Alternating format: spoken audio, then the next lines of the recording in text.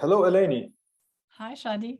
I'm interested to discuss a little bit the case of Better.com CEO. So the CEO took a sabbatical leave for a few weeks after he fired 900 people over a Zoom call just before the holidays. And now the board got caught.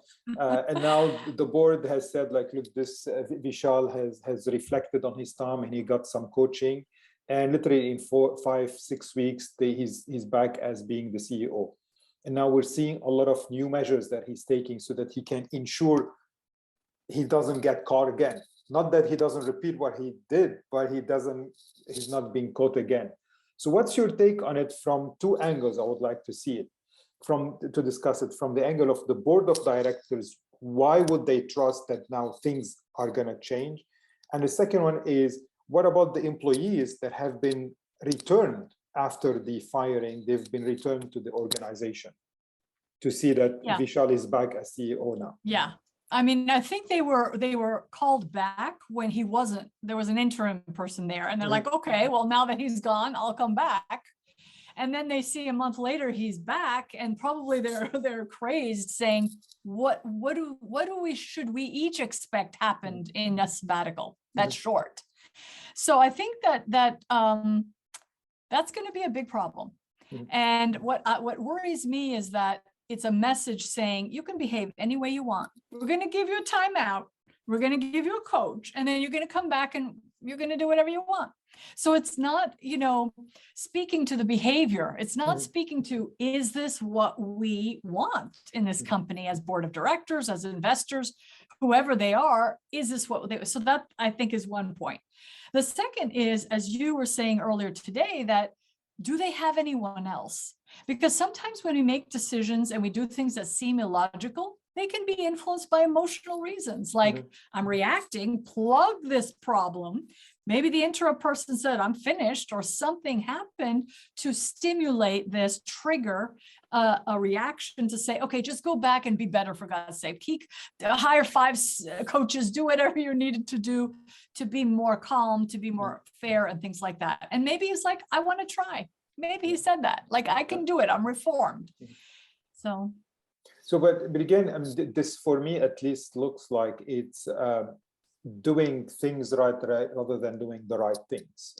The right thing in this case is no one could expect anyone to change after a few coaching sessions. And if that happens, even if we believe in that, we shouldn't be seeing measures taken by the same individuals that are draconian.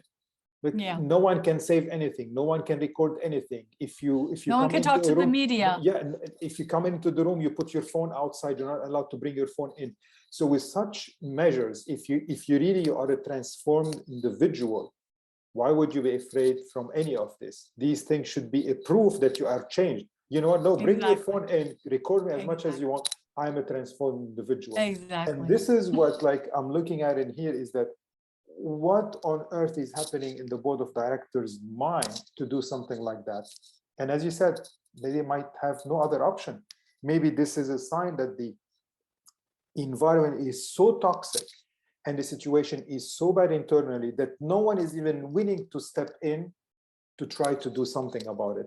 And he might have been the only answer for the big investors and the VCs behind Better.com now. Yeah. And I could also imagine, look, when you feel pressured, you react. Oftentimes, I mean, that's the whole point of human-centric leading. We're trying to say, take a breath, respond, thinking about all the perspectives. But to me, that was a reaction, which could have been negotiated when he left. Then he said, I'll leave, but I'm coming back in a month. Like, it doesn't mean like, just because he's a CEO and not on the board of directors doesn't mean he has power over someone on an emotional level.